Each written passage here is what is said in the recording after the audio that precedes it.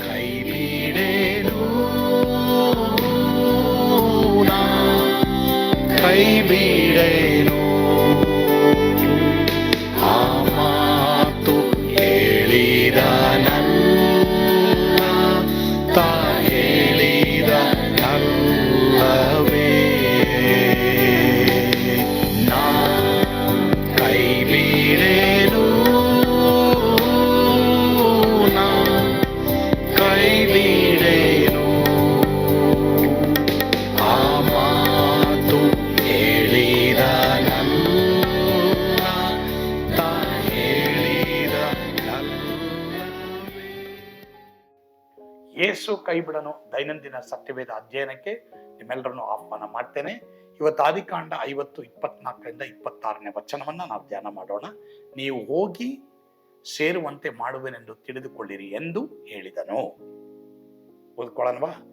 ಯೋಸೇಫನು ತನ್ನ ಅಣ್ಣ ತಮ್ಮಂದಿರಿಗೆ, ನನಗೆ ಅವಸಾನ ಕಾಲ ಸಮೀಪಿಸಿತು, ಆದರೆ ದೇವರು ನಿಶ್ಚಯವಾಗಿ ನಿಮ್ಮನ್ನು ಪರಾಂಬರಿಸಿ ಈ ದೇಶದಿಂದ ತಾನು ಅಬ್ರಾಮ್, ಈಸಾಕ್, ಯಾಕೋಬರಿಗೆ ಕೊಡುತ್ತೇನೆಂದು ಪ್ರಮಾಣವಾಗಿ ಹೇಳಿದ ದೇಶಕ್ಕೆ ನೀವು ಹೋಗಿ ಸೇರುವಂತೆ ಮಾಡುವೆನೆಂದು ತಿಳಿದುಕೊಳ್ಳಿರಿ ಎಂದು ಹೇಳಿದನು. ಇದಲ್ಲದೆ ಯೋಸೇಫನು ಇಸ್ರಾಯೇಲನ ಮಕ್ಕಳಿಗೆ, ದೇವರು ನಿಸ್ಸಂದೇಹವಾಗಿ ನಿಮ್ಮನ್ನು ಪರಾಮರಿಸುವನು, ಆಗ ನೀವು ನನ್ನ ಶವವನ್ನು ನಿಮ್ಮ ಸಂಗಡ ಹೊತ್ತುಕೊಂಡು ಹೋಗಬೇಕೆಂದು ಹೇಳಿ ಹಾಗೆ ಮಾಡುತ್ತೇನೆಂಬುದಾಗಿ ಅವರಿಂದ ಪ್ರಮಾಣ ಮಾಡಿಸಿದನು. ಯೋಸೇಫನು 110 ವರ್ಷದವನಾಗಿ ಸತ್ತನು. ಅವನ ಶವಕ್ಕೆ ಸುಗಂಧ ದ್ರವ್ಯಗಳನ್ನು ತುಂಬಿ ಐಗುಪ್ತ ದೇಶದೊಳಗೆ ಅದನ್ನು ಪೆಟ್ಟಿಗೆಯಲ್ಲಿ ಇರಿಸಿದರು. ಯೋಸೇಫನು ಸತ್ತ ಮೇಲೆ ತನ್ನನ್ನು ತೆಗೆದುಕೊಂಡು ಹೋಗಿರಿ ಎಂಬುದಾಗಿ ಹೇಳಿಲ್ಲ, ಯಾಕೋಬನಾಗಿ ಅವನು ಹೇಳಿಲ್ಲ ಇಲ್ಲಿ. ಆದರೆ ಸುಮಾರು 300 ವರ್ಷವಾದ ಮೇಲೆ ತೆಗೆದುಕೊಂಡು ಹೋಗುವುದಕ್ಕೆ ಅವನ ಆಸೆ ಇರ್ತದೆ. ಅಂದ್ರೆ ಇಸ್ರಾಯೇಲರು ಐಗುಪ್ತ ದೇಶದಿಂದ ಬಿಡುಗಡೆ ಹೊಂದಿದ ಮೇಲೆ ನಾನು ಆ ಒಂದು ದೇಶದಲ್ಲಿ ಉಣಲ್ಪಡಬಾರದು, ಅಂದ್ರೆ ನನ್ನ ದೇಶವಲ್ಲ ಇದು, ನಾನು ಪರದೇಶಿ, ನಾನು ಈ ದೇಶದಲ್ಲಿ ಇಲ್ಲ ಎಂಬುದಾಗಿ ಒಂದು ನಂಬಿಕೆಯನ್ನು ತೋರಿಸ್ತದೆ. ಅಂದ್ರೆ ನನ್ನನ್ನ ಇಲ್ಲಿ ಉಣಬೇಡ್ರಿ ಅಂತ ಹೇಳ್ತಾನೆ. ಎಲ್ಲಿ? ಐಗುಪ್ತ ದೇಶದಲ್ಲಿ. ತಮ್ಮ ಒಂದು ದೇಶ ಅಂತ ನಾವು ನೋಡ್ಬೇಕಾದ್ರೆ ಇಸ್ರಾಯೇಲ್ ದೇಶದ ಮೇಲೆ ಇಸ್ರಾಯೇಲರಿಗೆ ಪ್ರೀತಿ ಇತ್ತು, ಈಗಲೂ ಸಹ ಅದಿದೆ. ಈಗ ಇಲ್ಲಿ 300 ವರ್ಷ ನಿಶ್ಶಬ್ದತೆಯನ್ನ ನಾವು ನೋಡ್ತೀವಿ. ಈ ಅಧ್ಯಾಯ ಇನ್ನೇನ್ ಕಡೆ ಯೋಸೇಫನಾದ್ಮೇಲೆ ಇಲ್ಲಿ 300 ವರ್ಷ ನಿಶ್ಶಬ್ದತೆಯನ್ನ ನಾವು ನೋಡ್ತೀವಿ. ಇಲ್ಲಿ ಲೇವಿ ಕುಲದಿಂದ ಮೋಶೆ ಬರುವನಾಗಿರ್ತಾನೆ.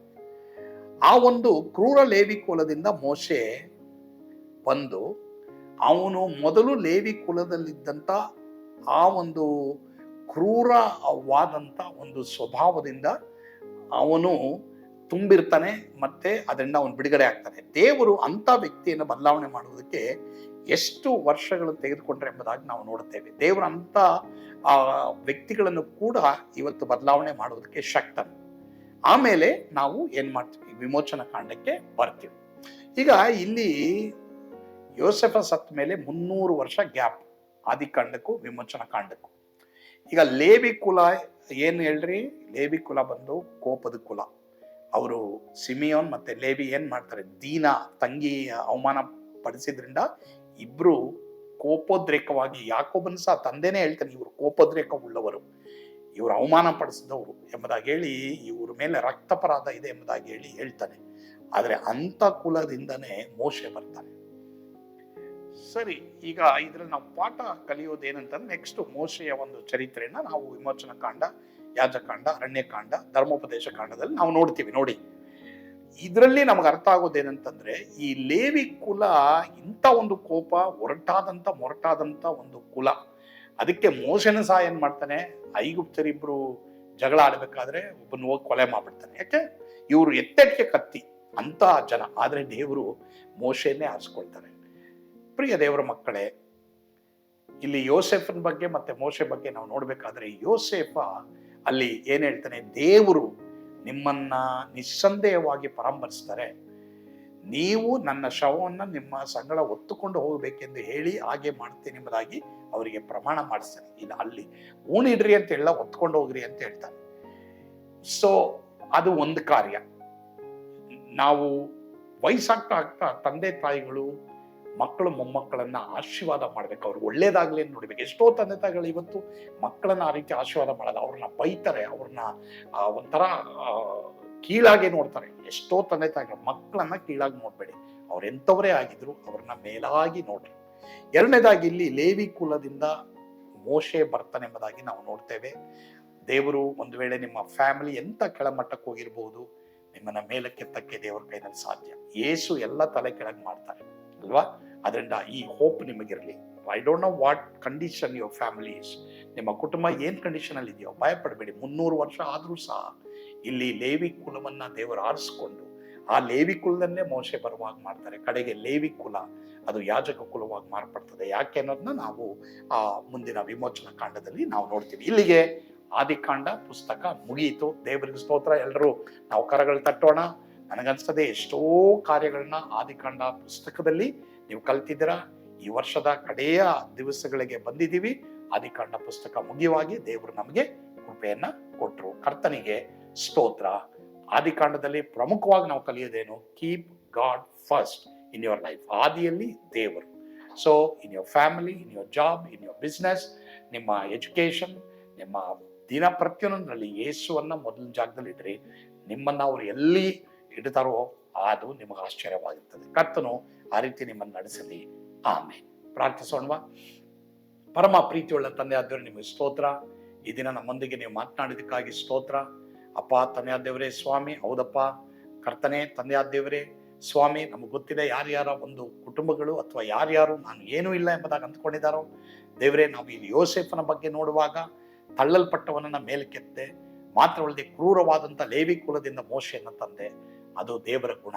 ಆ ಒಂದು ಗುಣ ದೇವರೇ, ಆ ಒಂದು ಕಾರ್ಯ ನಾವೆಲ್ಲರೂ ನೋಡ್ಬೇಕಪ್ಪ. ನಮ್ಮ ಜೀವಮಾನದಲ್ಲೂ ಎಲ್ಲರ ಜೀವಮಾನದಲ್ಲಿ ನೋಡ್ಬೇಕು. ಯಾರ್ಯಾರು ಇವತ್ತು ದೇವರೇ ಫ್ಯಾಮಿಲಿ ಬ್ಯಾಕ್ ಗ್ರೌಂಡ್ ಏನಿದೋ ಗೊತ್ತಿಲ್ಲ, ಯೇಸುವಿನಿಂದ ಅವ್ರ ಮೇಲಕ್ಕೆ ಬರ್ತಾರೆ. ಅದಕ್ಕಾಗಿ ಸ್ತೋತ್ರ. ಯೇಸುವಿನ ಹೆಸರಿನಲ್ಲಿ ಪ್ರಾರ್ಥಿಸ್ತೇವೆ ಸ್ವಾಮಿ. ಆಮೇನ್. God bless you.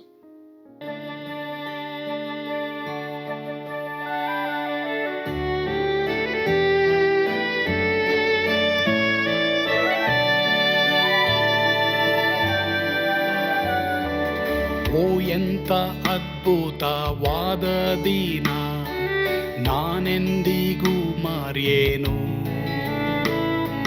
ಪಾಪಂಧಕಾರದೊಳ್ ಅಲೆದೇನ, ರಕ್ಷಕನ ಕಂಡೇನು. Komala ಕರುಣೆಯುಳ್ಳ Yesu N ಕೊರತೆ ನೀಗಿದ. ಕತ್ತಲೆ ಹೋಯಿತು, ಜ್ಯೋತಿಯು ಮೂಡಿತು, ನಾನೀಗ ಧನ್ಯನಾದೆ. ಸ್ವರ್ಗದ ನಂದ ಎನ್ನಾತ್ಮ ತುಂಬಿತು, ಶಿಲುಬೆನಾಥ ಎನ್ ಸ್ವಸ್ಥ ಗೈದನು. ಎನ್ ಪಾಪ ತೋಳೆದ, ಈರುಳ ದಿನಕ್ಕೆ ತಿರುಗಿದ.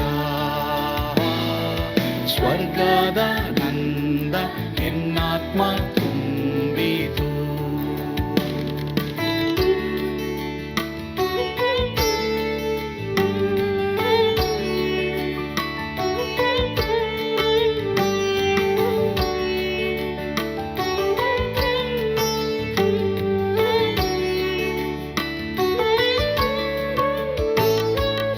ಆತ್ಮನ ನೂತನ ಜನ್ಮದಿಂದ ದೇವಪುತ್ರನಾದೇನು.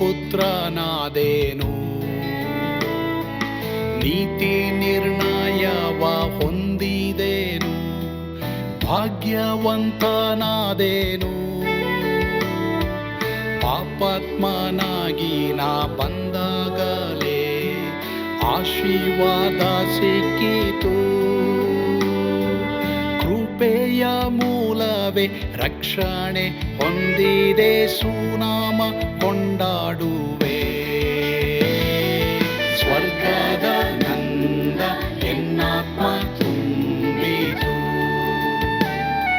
ಶಿಲುಬೆನಾಥ ಎನ್ ಸ್ವಸ್ಥ ಗೈದನು. ಎನ್ ಪಾಪ ತೋಳೆದ, ಈರುಳ ದಿನಕ್ಕೆ ತಿರುಗಿದ. ಸ್ವರ್ಗದ ನಂದ ಎನ್ನಾತ್ಮ ತುಂಬಿತು.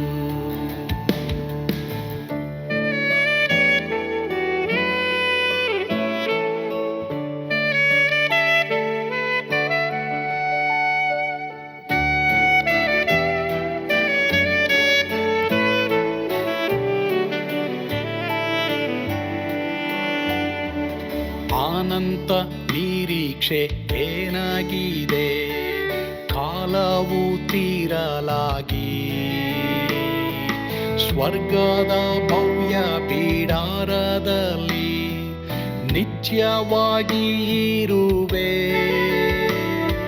ಶಿಲುಬೆ ನನಗೆ ಆಶ್ರಯವೇ, ನಂಬಿಕೆಗಾಧಾರವೇ. ನಿತ್ಯ ಐಶ್ವರ್ಯವ ದಿವ್ಯಾಶೀರ್ವಾದವ ಕರ್ತ ಇವನೇ ನಗೆ. ಸ್ವರ್ಗದ ನಂದ ಎನ್ನಾತ್ಮ ತುಂಬಿತು, ಶಿಲುಬೆ ನಾಗ ಎನ್ ಸ್ವಸ್ಥ ಗೈದನು. ಎನ್ ಪಾಪ ತೋಳೆದ ಈರುಳ ದಿನಕ್ಕೆ